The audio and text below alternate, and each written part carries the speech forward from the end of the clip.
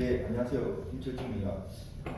본 논문은 그 경매 절차에서의 공신력과 부당이익을 반환해 보는 이제 독일이나 일본 법제를 통했는데 제가 올해 3월달에 선행 논문으로 또 공신력 관련해 갖고 썼어요. 이게 뭐 여러분들 다 아시겠지만 강제경매가 있고 임의경매가 있잖아요. 강제경매 같은 경우에는 집행거는 즉 판결문이나 공정정서 정보 이런 걸 가지고 하는 걸 말하고, 임의경매는 건전한 걸 설정해갖고 거기에 비해서 하는 건데, 법무사들한테 이제 의뢰가 들어오면 우리가 이제 옛날 같은 종이로 하면 한 달 경매 개시 결정도 등기부에 기재될 때까지 한 달 정도 걸리는데 요즘은 한 3일이면 돼요. 전자로 하기 때문에.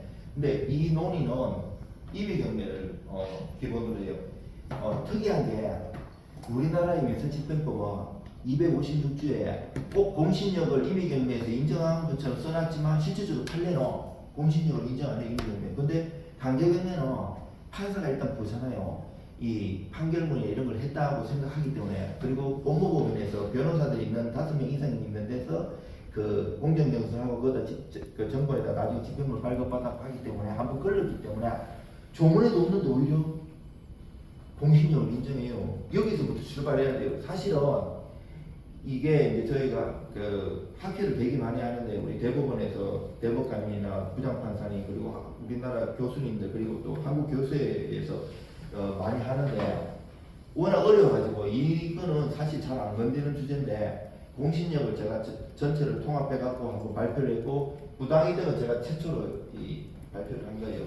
또 자랑이라고 또 생각하지 마시고 제가 이 학교에 다시 와가지고 많이 배우고 여러분들하고 같이 토론하면서 배웠기 때문에 그랬는데, 이것만 하면 사실 다 끝난 거예요. 오늘 여기서 다 끝난 거예요. 빨리 해드릴게요.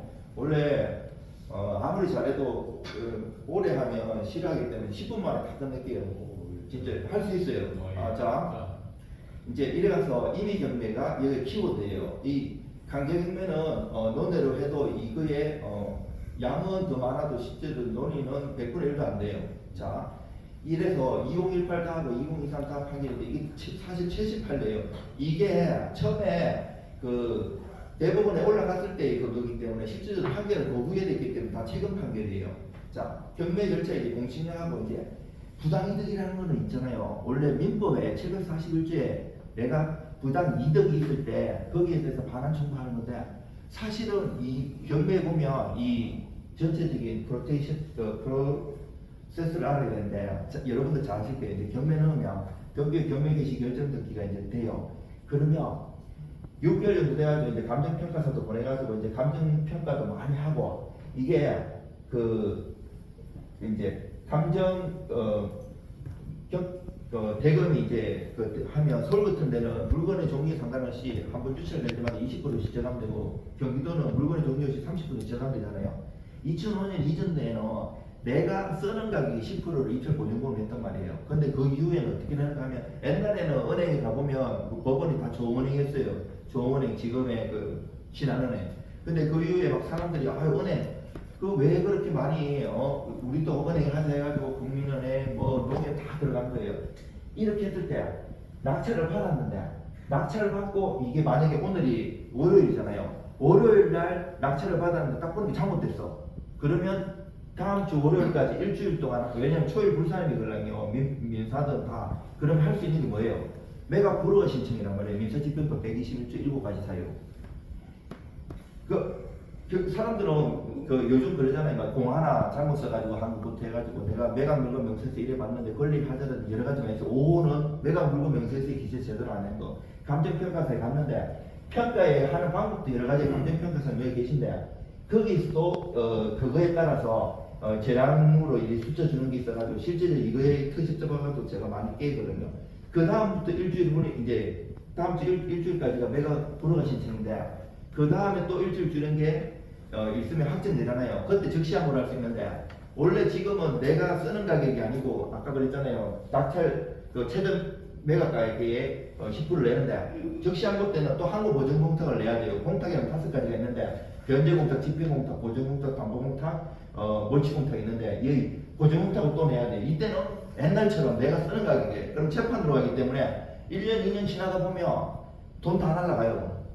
내가 더 좋은 물건들이 많은데 이런 문제가 있어요. 그 다음에 30일 그 메가 대금 납부일을 준단 말이에요. 요때 할 수 있는 게 메가 허가 결정 취소 신청인데 이 전체적인 거 아울러 가지고 이게 다 이게 연결되는 거예요.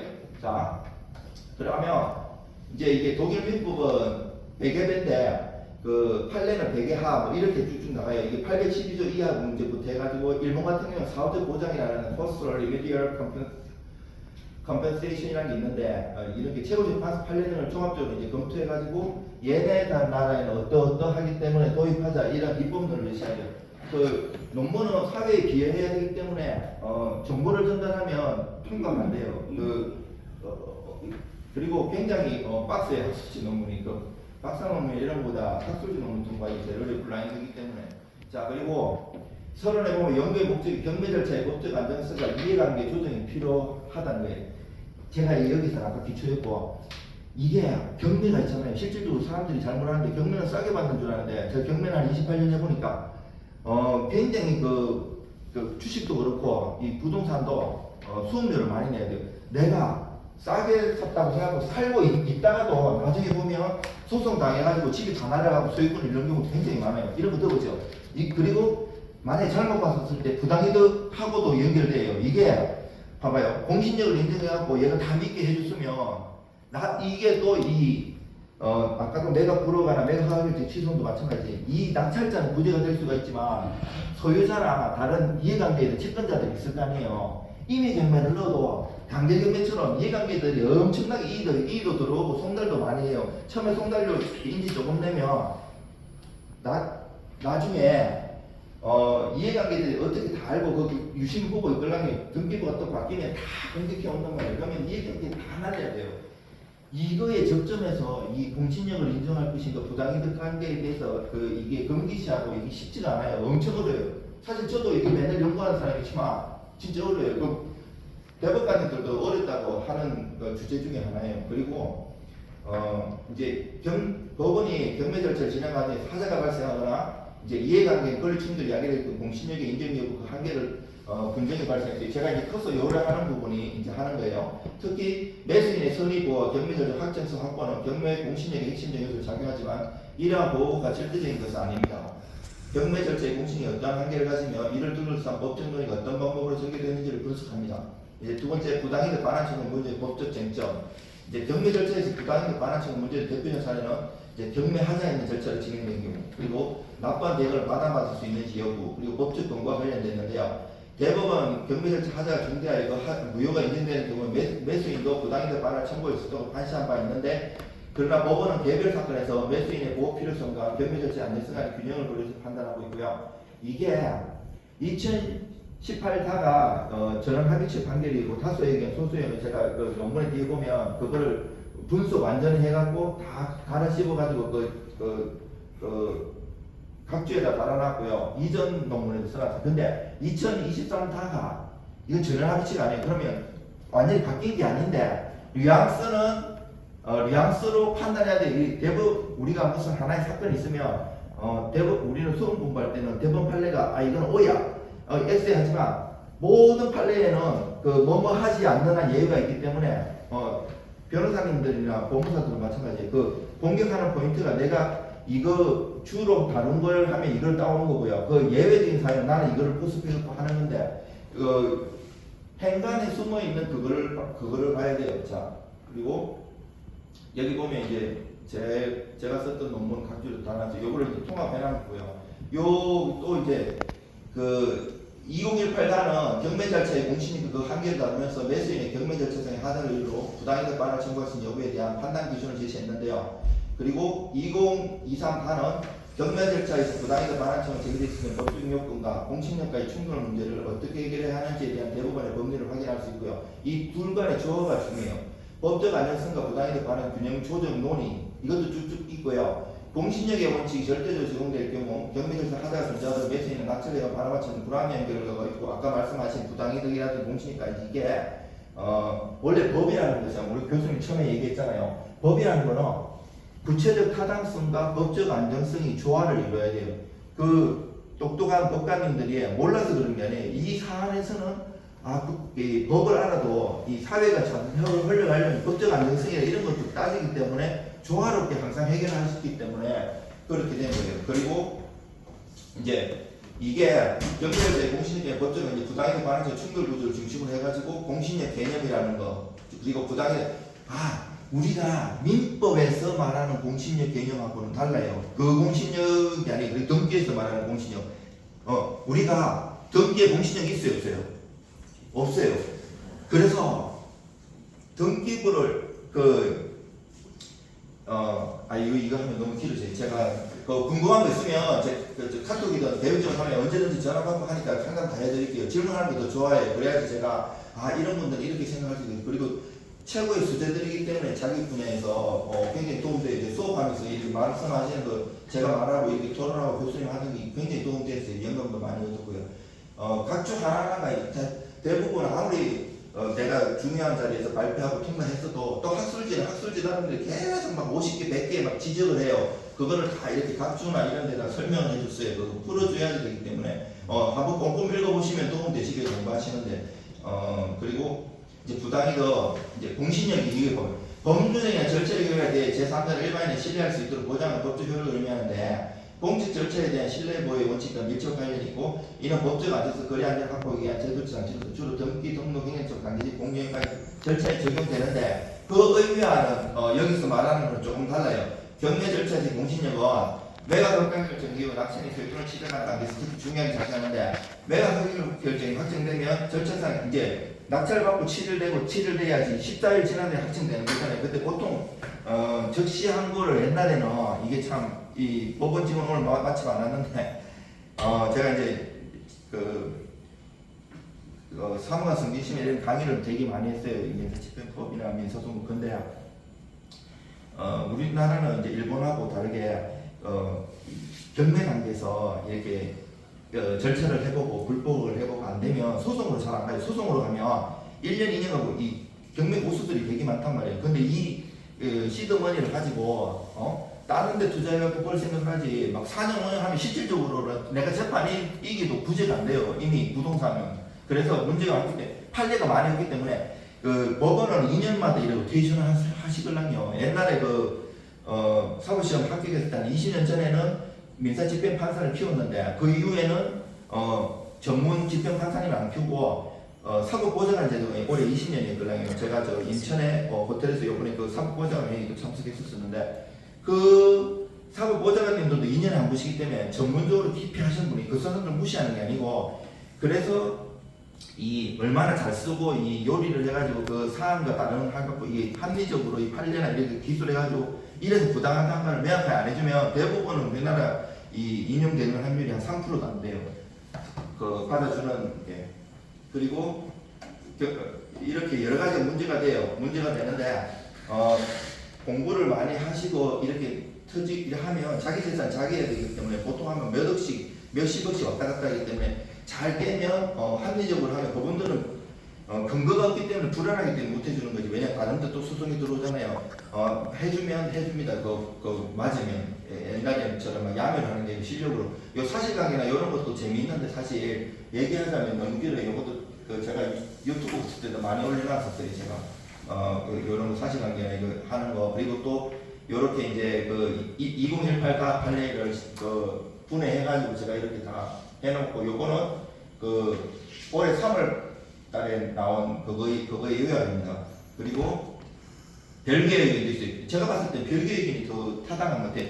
보통 보면 대법원도 그렇고 헌법재판소도 그렇고 별개의 의견 내신 분들이 사회를 좀 이게 좀 더 생각을 많이 하시는 분도 있어요. 이게 저는 정치를 몰라가지고 또 이렇게 얘기하면 좀 불안해서 넘어가기로 하고 이것도 있잖아요. 교수님들이 지적해가지고 이거를 이해를 못하셔서 제가 각주에다가 해가지고 통과된 거예요. 이거 읽어보시면 굉장히 도움되고 제가 교수님이 그 논문 올려놓으셨으니까 그리고 공진이 교수님 이것도 올려주시면 이거 빨간 같은 거 나중에 올리겠습니다. 그리고 PPT는 완성된 게 아니라서 올려주시면 다음에 이거 완성되면 보고 마무리. 예. 그리고 여기 보면 이제 2018가가 경매 절차 외형상 적법한 진행과 매각 가격증 확정에는 절차적 요건을 충족한 경우 그 결과는 공신력을 인정받아야 하고 2023단은 경매 절차의 외형적 요구하는 공신력에 적용을 전제할 수 없고 그 위치가 대한 집행관이 실질로 존재하지 않거나 중대한 하자가 있는 경우에는 매수인이나 채무자 등에게 부당한 손실이 발생할 수 있고 이 경우에는 부당이득 반환청을 인정해야 한다는 태도를 보였다.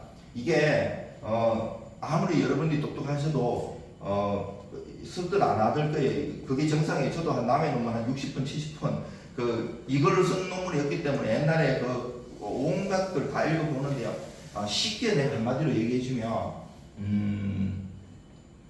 2018 다 하고 2023 다가 있다잖아요. 이게 전원합의체를 확 뒤집은 거잖아요. 뒤집었는데 옛날부터 뭐 공신력이 없는 거를 공신력이 있게 했거나 이게 아니에요. 그 논점이 되게 많아요. 여러 개 있는 것 중에서 부당이득이 할 것인지 안 할 것인지 2023 다도 이 전원합의체가 있기 때문에 이거하고 배치되는 게 아닌데 자세히 읽어보고 그 판례의 춤은 뜻을 읽어보면 2013 다는 어떠한 제한적으로 뭐뭐뭐 해갖고 제가 4가지 타이틀을 해놨어요. 이렇게 했을 때는 부당이득을 인정하는 것처럼 표현되어 있어요. 공신력도 인정한다 안 한다가 아니고 이런 경우는 해야 된다는 그런 디테일하게 있는데 이게 제가 약속대로 진짜 5분 내에 끝내드릴게요. 그리고 여기 보면 충분히 이해되실 거예요. 굉장히 여러분들은 대한민국 최고의 수재들이라 가지고 제가 어느 집단 가고 이렇게 독단 사람 진짜 못 봤어요. 진심이고요. 그 입법적 개선 방향을 제가 이제 해놨어요. 이것도 제가 모든 법을 다 찾았어요. 이게 국세기본법에 51조에 있더라고요. 이게 보면 5월 16일날 최종 확정되고 여기 각종 보면 여기 있죠. 5월 16일 법이 계속 바뀌기 때문에 논문 쓸 때 조회할 거는 몇 달 걸리기 때문에 처음에 검색해가지고 이렇게 돼서 또 내가 최종 컨펌은 다시 검색해 봐야 돼요. 안 그러면 실수할 수가 있어요. 그리고 형사소송법에도 있고 그리고 이제 부당이득 반환의 구체적 기준만에는 내가 이렇게 썼어요. 경매에 집행권인이 전면적으로 부존재하거나 집행권 자체가 무효 또는 실효되는 요거 갖고도 엄청 부장판사님 교수님들이 공격했었는데 제가 이렇게 각주에 또 다 적어놨어요. 설명. 경매 개시 결정 중대한 위법 또는 하자의 규정경 즉 절차 개시 정당성이 결여된 경우 매각 결정 이전 또는 이후에 취소될 수 있는 중대한 절차 하자가 존재하는 경우 요 27번을 보면 아니 이거 판례가 명확하게 중대한 하자라고 쓰진 않았는데 왜 이런 표현을 썼나 해갖고 내가 설명해 놓은 거예요. 이거 대법원 이 판결이 건조사건의 피담보책이 이미 블라블라 이미 소멸했는지 나중 소멸했는지 경매 개시 결정 전인지 후인지에 따라서 다 다르고 요거 내가 밑에까지 다 읽으면 안 되고 요 보면 해당 판례는 명시적으로 중대한 하자라는 용어를 사용해놨으나 이제 지적해갖고 각 죽었던 거는 이 논문 쓰는 것도 이제 요령이 있어요. 이게 아무리 내가 내 주장을 막 써도 각주를 안 달아주면 그 사람들이 믿지를 못하기 때문에 또 일부러 들어주는 것이 있어요. 그분이 이런 말 안 했어도 그래서 여러 가지 스트레스 받는 것도 있고 쉬운 게 아니에요. 어디 가세요? 예. 그래가지고 요도 중요한 거 제가 써놨어요. 빨간 게 제일 중요하고 그다음에 노란 거예요. 읽어보실 때 교수님이 올려주시면 안정성 확보 방안 그리고 법률 개정을 통한 공식적 명확한 이제 입법 개선에 이런 걸 해야 돼요. 제가 이제 해가지고 입법이 된 것도 많아요. 근데 요것도 보면 제가 입법 개선했어요. 민사집행 부동산 경매 공신력 조항 신설 이렇게 하면서 마지막에 결론에는 제가 256조 1항만 있는데 현재는 내가 그랬잖아요. 앞에는 강제 경매고 뒤에 임의 경매가 준용을 하는데 민사집행법이에요. 조문에는 임의 경매 256조에 보면 공신력을 인정하는 것처럼 해놨어요. 소멸의 영향을 안 받는다고 해놨어요. 그런데 판례나 실무에서는 인정을 안 해요. 웃기죠. 근데 강제 경매는 그런 조문도 없는데 인정해요. 왜? 판사님이 한번 걸렀다고. 우리가 판결을 받으면 만약에 소송을 했다. 그러면 거기에다 집행문을 발급받고 송달경명, 확정경명을 받아갖고 강제 경매를 신청하는 거거든요. 오케이? 근데 내가 공정사무실도 갖고 공정을 받았어요. 그러면 거기 정본에다가 집행문을 받고 송달경명, 확정경명을 안 받아요. 다 달라요. 그리고 일관성 확보 그리고 이제 여기서 이것도 이제 지적받아갖고 쓴 거예요. 그 교수님 여기 이제 왜 이렇게 해놨는 거에 해가지고 내가 이제 이거에 대해서 하나하나 설명해 놓은 거예요. 이게 하다 보면 진짜 한 달을 얘기해도 부족해요. 이 사안에 따라서 저는 이제 경매업무를 직접 하니까 이 삶의 애환들이 있거든요. 근데 나는 판사님들이 충분히 이해가요. 그분들이 몰라서 그런 게 아니고 합법을 바꿔버리면 사회가 제대로 안 굴러가는 문제가 있거든요. 다 판결들이 우리가 왜 저렇게 판결했을까 싶어도 다 그분들 똑똑한 분들이기 때문에 다 이유가 있어가지고 다 그렇게 한 거예요. 그리고 여당이자 박사 논문은 판례를 정면으로 비판하면 학위를 안 줘요. 보완으로 가야지. 저도 비판했다가 빠꾸 맞고 다시 보완해가지고 이랬었어요. 그리고 이제 고등법원 판례 녹여갖고 그리고 학술지도 요즘 학회 논문인데 카피킬을 해가지고 3%가 넘어가면 저거 안 받아줘요. 이런 것도 그대로 가져오면 안 돼요. 내가 머릿속으로 다 이해를 해가지고 다른 사람 논문도 각주를 달면 이렇게 생각하잖아요. 카피킬을 안 걸린 줄 알지. 아니 각주 달아도 다 갈아엎고 내가 이해한 걸 써야 돼요. 그리고 대법원 판례 쭉 나오고 자 중간에 독일, 일본 이것도 핵심인데 여기 독일어 잘 알고 일본어 잘 아시는 분들 많을 거예요. 하다 보면 외국의 논문 이게 요즘 번역기 있잖아요. 그런 수준으로 가지고는 통과를 못해. 왜냐하면 50분 정도 읽어가지고 그 사람이 외국 학자의 논문이 무슨 행간에 숨은 의미를 해야지 이해를 할 수 있는데 그냥 번역하면 번역기 자체가 틀려요. 그 내용이. 그래가지고 제대로 외국어 공부를 많이 하셔야 되고요. 일본하고 독일 이래 있어요. 원래 독일, 일본, 우리나라가 대륙법계예요. 영미법계하고 좀 다른 특성이 있어요. 다 비슷비슷해요. 그리고 요 보면 비교표를 잘 해놨어요. 이거는 뭐 대한민국에서 제가 저 하나밖에 없어요. 어디 책에도 없는 거예요. 표 같은 거는. 그리고 결론에 가지고 제가 빨리 끝내기로 약속했으니까 원래 실무적 향후 세금 방향에 경매 실무를 담당하는 법원 집행기관의 공신에 관한 판례의 범위. 그래서 제가 아는 법원 공무원들한테 되게 많이 보내줬어요. 논문을. 그리고 쭉쭉 하고 이제 이 조문에 내가 이렇게 넣자 해가지고 이런 입법 제안을 했습니다. 네, 감사합니다.